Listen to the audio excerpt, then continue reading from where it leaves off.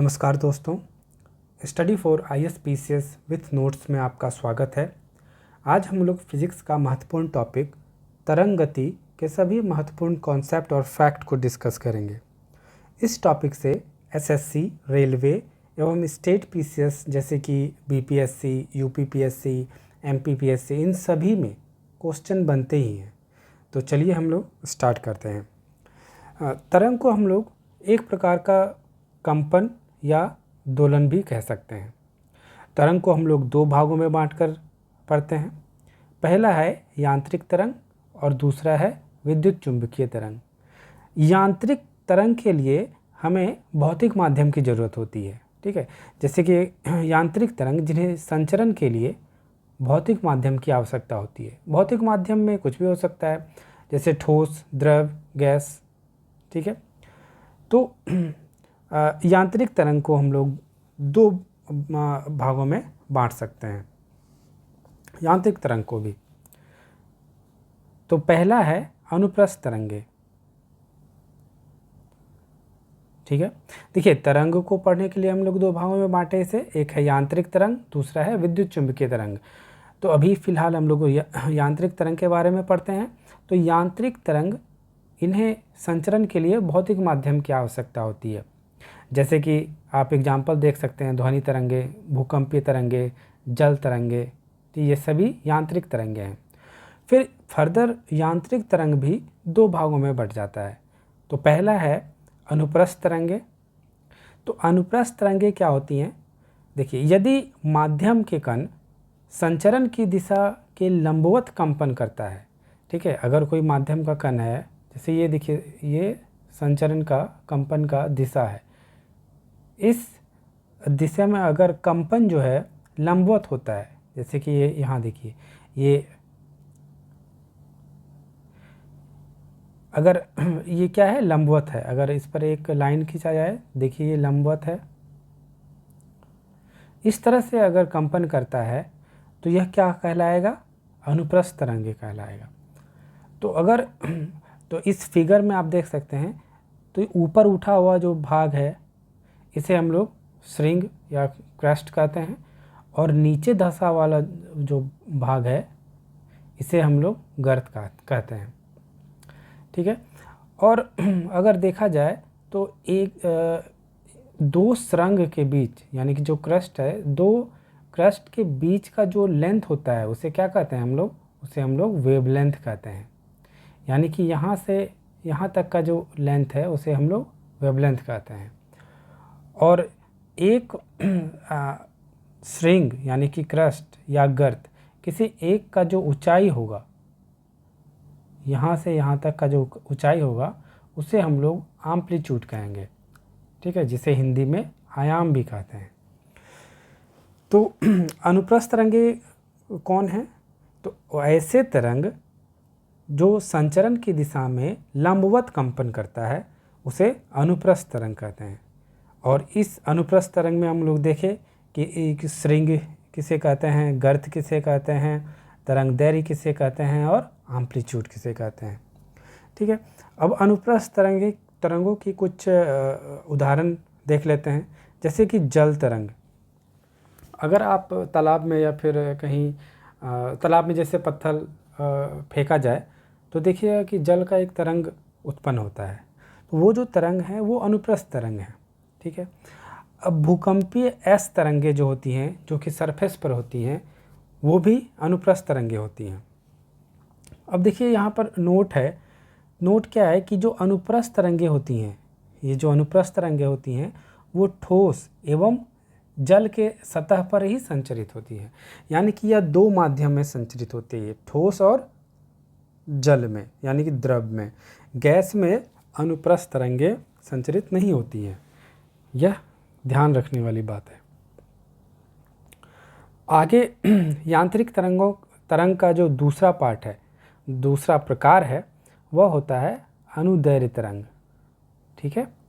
अनुदैर्घ्य तरंग, इसमें क्या होता है कि अगर माध्यम के कण तरंग के समानांतर कंपन कर रहे हैं, देखिए ये क्या है, समानांतर कंपन कर रहा है, ये ऊपर नीचे नहीं हो रहा है, यह क्या कर रहा है, समानांतर कंपन कर रहा है। लेकिन इसमें क्या है कि यह संपीड़न और विरलन के फॉर्म में कर रहा है, संपीड़न और विरलन के फॉर्म में। अब देखिए, मिटा लेते हैं हम यहाँ। अब देखिए कि ये संपीड़न और विरलन कैसे होता है। अब जैसे कि यहाँ पर विरलन हो रहा है, तो ये क्या करता है, विरलन का मतलब फैलना, ये अपने दोनों तरफ क्या करता है, पुश करता है। अगर ये दोनों तरफ कंप्रेस करेगा तो इसके बगल वाला जो कण होगा वो क्या होगा, संपीड़ित होगा, कंप्रेस होगा, इधर भी कंप्रेस होगा और इधर भी कंप्रेस होगा। उसी तरह इसके बाद वाला यहाँ पर जो होगा, अगर ये फैलना शुरू करता है, ये इसको धकेलेगा, फिर ये इसको धकेलेगा, तो इसी तरह से ये फॉर्म आगे बढ़ते जाता है। यह ठीक है, तो संपीड़न, विरलन, फिर संपीड़न, फिर विरलन, इस तरह से यह तरंगे आगे बढ़ती हैं। तो इस तरह का जो फॉर्म होता है उसे अनुदैर्ध्य तरंग कहते हैं। और यह जो है तीनों माध्यमों में संचरित होती है, यानी ठोस, द्रव और गैस तीनों माध्यम में संचरित होती है। उदाहरण के तौर पे हम लोग देख सकते हैं ध्वनि तरंग और भूकंपीय पी तरंगे। पी तरंगे क्या होती हैं, प्राइमरी तरंगे। अब देखिए इसमें से इसके उदाहरण में हम ध्वनि तरंग के बारे में देखते हैं। ये जो ध्वनि तरंगे हैं यह अनुदैर्ध्य के साथ साथ अनुप्रस्थ भी होती हैं। अगर क्वेश्चन पूछा जाए कि ध्वनि तरंगे जो हैं वो किस प्रकार की तरंगे हैं, और उसमें ऑप्शन रहेगा आपका अनुदैर्ध्य तरंग और अनुप्रस्थ तरंग, तीसरा ऑप्शन रहेगा अनुदैर्ध्य एवं अनुप्रस्थ तरंग, तीसरा इनमें से कोई नहीं, मान लीजिए चौथा इनमें से कोई नहीं, तो आपको सी नंबर पे जाना होगा कि यह अनुदैर्ध्य और अनुप्रस्थ दोनों प्रकार की तरंगे हैं। अगर सिर्फ अनुदैर्ध्य रहे ऑप्शन में तो फिर आप अनुदैर्ध्य मार सकते हैं। ठीक है, आगे हम लोग बढ़ते हैं। देखिए तरंग दैर्ध्य हम लोग ऊपर पढ़े कि ये क्रस्ट, दो क्रस्ट के बीच में जो लेंथ होता है उसको हम लोग तरंग दैर्ध्य कहते हैं। यानी कि दो लगातार श्रृंगों व गर्तों की जो दूरी होती है उसे हम लोग तरंग दैर्ध्य कहते हैं, और इसे लैम्डा के द्वारा डिनोट किया जाता है। आवर्तकाल क्या होता है, एक कंपन पूरा करने में जितना समय लगता है उसे हम लोग आवर्तकाल कहते हैं। आवृत्ति, जिसे n से डिनोट किया जाता है, एक सेकेंड में जितना कंपन करता है उसे आवृत्ति कहा जाता है। तो अब देखिए इन सभी से हम लोग तरंग की चाल निकाल सकते हैं। तो तरंग की चाल का फॉर्मूला क्या होता है, ये होता है तरंग की चाल इक्वल टू आवृत्ति गुना तरंग दैर्ध्य। ठीक है, और हम लोग जानते हैं कि जो आवृत्ति होता है, आवृत्ति बराबर 1/आवर्तकाल, यानी कि n = 1/t। तो इस प्रकार यहाँ पर हम लोग n का मान 1/t रख सकते हैं, तो हम लोगों को प्राप्त होगा v = λ/t। यह फॉर्मूला ध्यान में रखना है। आगे हम लोग पढ़ते हैं विद्युत चुंबकीय तरंगे। देखिए अभी हम लोग पढ़े कि तरंग दो प्रकार के होते हैं, यांत्रिक तरंग और विद्युत चुंबकीय तरंग। यांत्रिक तरंग जो अभी हम लोग पढ़े, अनुप्रस्थ तरंग और अनुदैर्ध्य तरंग। इसके बाद आता है विद्युत चुंबकीय तरंगे। देखिए इसके संचरण के लिए किसी भी माध्यम की आवश्यकता नहीं होती है, इसके संचरण के लिए माध्यम की आवश्यकता नहीं होती है। तो चलिए विद्युत चुंबकीय तरंगों की कुछ स्पेक्ट्रम होती हैं अपने, जिसमें कि पहला है गामा किरण। इसके खोज करता है पॉल विलार्ड, और इसे नाम जो दिया है वो रदरफोर्ड ने दिया है। ठीक है, गामा किरणों की तरंग दैर्ध्य जो होता है बहुत कम होता है, और जिसका तरंग दैर्ध्य बहुत कम होता है उसका भेदन क्षमता क्या होता है, अत्यधिक होता है। इसीलिए गामा किरण का भेदन क्षमता सबसे ज़्यादा होता है। यह बहुत बार क्वेश्चन एग्जाम में पूछा गया है कि विद्युत चुंबकीय तरंगों में से किसकी भेदन क्षमता यानी कि भेदने की क्षमता सबसे ज़्यादा है, तो वो है गामा किरणें की। आगे हम लोग बढ़ते हैं, दूसरे नंबर पे आता है एक्स किरण। एक्स किरण की खोज रॉन्जन ने किया है और यह मुख्यतः चिकित्सा और औद्योगिक क्षेत्र में इसका उपयोग किया जाता है। तीसरा है पराबैंगनी किरणें। पराबैंगनी किरणों की खोज किसने किया है? रिटर ने किया है। और पराबैंगनी किरण सिकाई करने में, प्रकाश विद्युत प्रभाव को उत्पन्न करने में और बैक्टीरिया को नष्ट करने में इसका उपयोग किया जाता है। चौथा है दृश्य विकिरण और इसकी खोज जो है किसने की है? न्यूटन ने की है। इसी विकिरण के कारण हमें वस्तुएं दिखाई पड़ती है, इसीलिए इसे दृश्य विकिरण भी कहा जाता है। पांचवा है अवरक्त किरण। अवरक्त किरण की खोज किसने की है? हर्शेल ने की है। ये किरणें उष्मीय विकिरण है, ठीक है, ये किरणें उष्मीय विकिरण है। ये जिस वस्तु पर पड़ती है उसका ताप बढ़ जाता है और इसका जो उपयोग है, उपयोग कोहरे में फोटोग्राफी करने में, रोगियों की सेकाई करने में, टीवी के रिमोट कंट्रोल में इसका उपयोग होता है। आगे बढ़ते हैं हम लोग लघु रेडियो तरंग और दीर्घ रेडियो तरंग। लघु रेडियो तरंग जो है इसकी खोज हेनरिक ने की है और दीर्घ रेडियो तरंग की खोज मार्कोनी ने किया है। इन दोनों का उपयोग जो है रेडियो, टेलीविज़न, टेलीफोन इत्यादि में किया जाता है, ठीक है। आगे हम लोग बढ़ते हैं। देखिए विद्युत चुंबकीय तरंगों का वेग क्या होता है, ये बीपीएससी में डायरेक्ट क्वेश्चन पूछा हुआ था। यह देखिए कि ये वे तरंग जिन्हें संचारित होने के लिए माध्यम की आवश्यकता नहीं होती है उन्हें विद्युत चुंबकीय तरंग कहते हैं, हम लोग पहले भी पढ़े थे। तो इनकी चाल जो है निर्वात में प्रकाश के चाल के बराबर, यानी कि 3 × 10⁸ मीटर पर सेकेंड होता है। यह याद रखने वाली बात है कि इसकी विद्युत चुंबकीय तरंगों की जो चाल होती है वह निर्वात में प्रकाश के चाल के बराबर होती है, ठीक है। आगे हम लोग बढ़ते हैं कॉस्मिक किरण। कॉस्मिक किरण क्या है? यह देखिए कि ये ऑप्शन छांटने में काफ़ी सहायक होता है। एक्सरे, गामा रे, इन सब के बीच में एक ऑप्शन कॉस्मिक किरण भी दे देता है, ठीक है। तो इसमें कन्फ्यूजन, ये सब मेनली कन्फ्यूज करने के लिए दिया जाता है। तो देखिए कि कॉस्मिक रे क्या होता है। कॉस्मिक रे ये विद्युत चुंबकीय स्पेक्ट्रम का भाग नहीं होता है। अभी जो हम लोग ऊपर पढ़े आपका गामा किरण, एक्सरे किरण, पराबैंगनी किरण, दृश्य विकिरण, अवरक्त किरण, ये सब स्पेक्ट्रम का भाग है, विद्युत चुंबकीय स्पेक्ट्रम का भाग है। लेकिन ये जो कॉस्मिक किरण है यह उसका भाग नहीं है। तो ये क्या है? ये उच्च ऊर्जा से अवशोषित कण हैं जो अंतरिक्ष में लगभग प्रकाश की गति से गमन करते हैं। देखिए ये भी प्रकाश की गति से गमन करते हैं और यह सूर्य से उत्पन्न होती है। जो कॉस्मिक किरणें हैं मुख्यतः सूर्य से उत्पन्न होती हैं और इनकी तरंग दैर्घ्य बहुत कम होती है। देखिए अभी हम लोग पहले पढ़े कि जिसकी तरंग दैर्घ्य बहुत कम होती है, बहुत छोटी होती है, उसकी वेधन क्षमता क्या होती है? अत्यधिक होती है, ठीक है।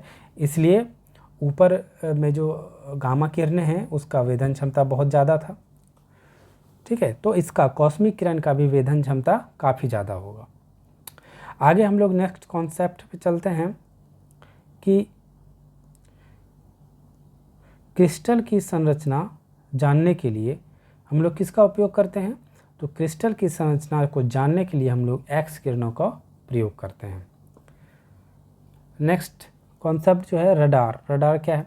यह देखिए एक ऐसी प्रणाली है जिसमें विद्युत चुंबकीय तरंगों, विशेषतः रेडियो तरंग की सहायता से स्थिर और गतिमान दोनों प्रकार की वस्तुओं की रेंज, ऊंचाई, दिशा एवं गति का पता लगाया जा सकता है।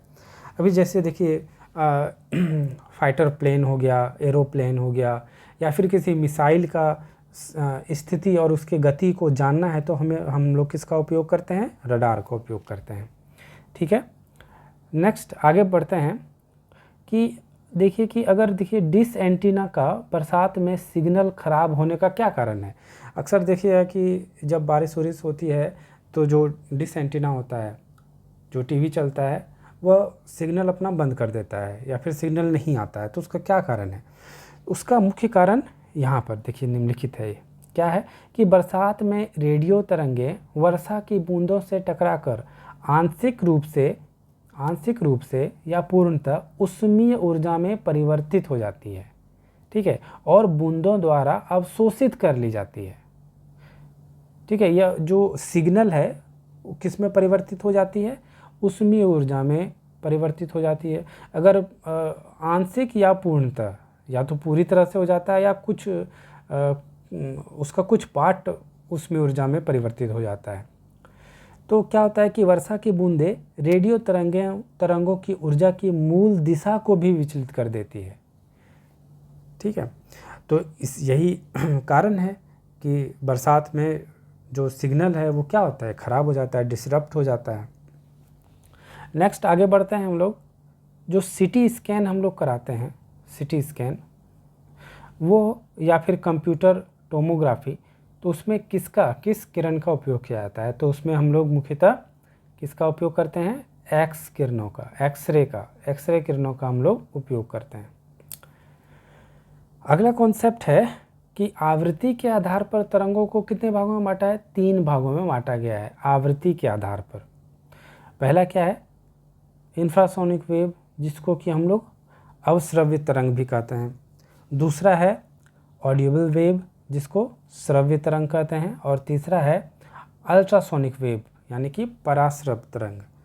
तो अवश्रव्य तरंग क्या होता है कि अगर 20 हर्ट्ज से कम है, 20 हर्ट्ज से अगर कम है तो वो तरंग इंफ्रासोनिक वेव कहलाएगा, अवश्रव्य तरंग कहलाएगा।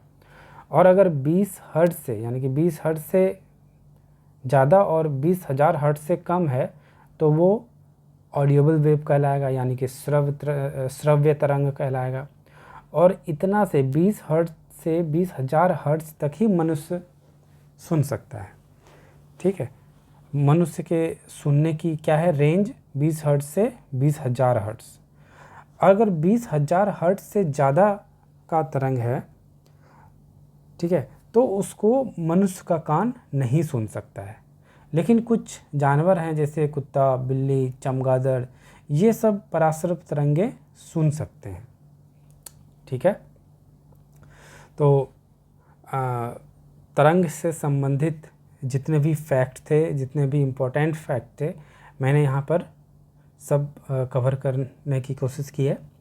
और मुझे लगता है कि इसे करने के बाद आपका एग्ज़ाम में इस चैप्टर से, तरंग गति से, क्वेश्चन नहीं छूटेगा, ठीक है। Thank you very much.